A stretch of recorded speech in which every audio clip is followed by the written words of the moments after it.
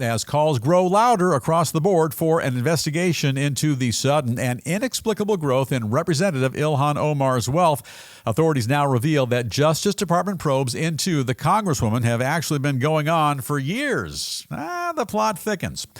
According to a startling new report, the administration of former President Joe Biden first began looking into Omar's personal finances back in 2024 and long before President Trump's re-election. Furthermore, the former Biden administration also reportedly questioned both her campaign spending and her specific interactions with a foreign citizen as well.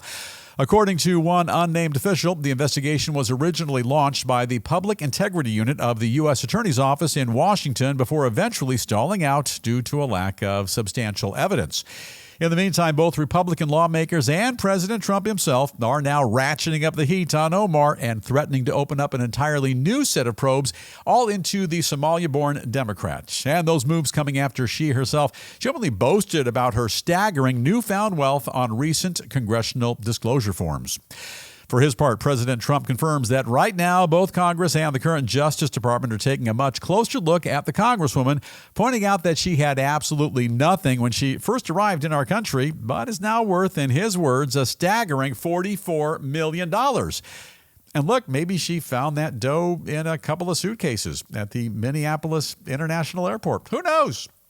Now, in case you're not already aware, Omar's personal wealth skyrocketed almost overnight, and House Republicans are looking into any potential ties that might link the Congresswoman to Minnesota's massive welfare fraud scandal, which has rattled her district's Somali community.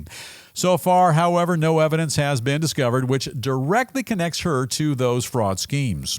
In the meantime, Omar is standing firm, holding her ground, and fighting back by directing her anger at the president himself. She claims that years of investigations haven't turned up a single shred of evidence against her, that Trump is deflecting from his own personal failures by spreading lies and conspiracy theories about her, and that 47 is completely panicking because support for his policies is collapsing all around him. Well, those are some pretty lofty claims.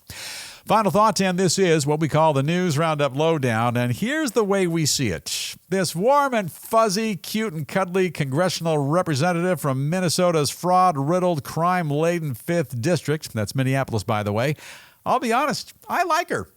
Although every now and again, she kind of sounds like Dick Nixon when he made that goofy speech back in 1973. That's the one where he assured everyone in the room that he was on the up and up, and if memory serves correct, I think what he said was, well, I'm not a crook. I've earned everything I've got. On that note, Editor Pranov the Magnificent, cut 28, please. Well, I'm not a crook. I've earned everything I've got.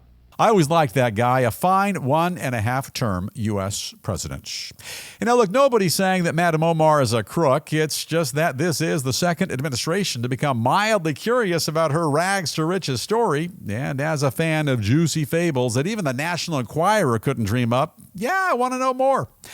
I'm sure she's on the level, but inquiring minds do want to know. How do you go from Somalia to Minnesota and almost overnight become a multi-zillionaire? Tell us how you did it. Tell us how you did it fairly, ethically, and legally, and then we can put all these nonsense investigations to rest. By the way, Madam Omar is absolutely correct when she says, quote, I think we're in for a lot of pain as Americans during this presidency.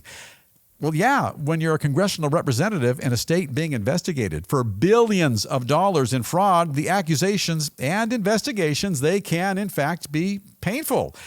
Get over it. Toughen up, Buttercup. And hey, open up those books. We all want to have a check and look things over. Hey, Bill Thomas here. If you like what you see, be sure to hit that subscribe button and the bell icon. And don't forget to check out our channel, News Roundup with Bill Thomas. And that's where you can catch our full program and more videos. And we'll see you right back here next time.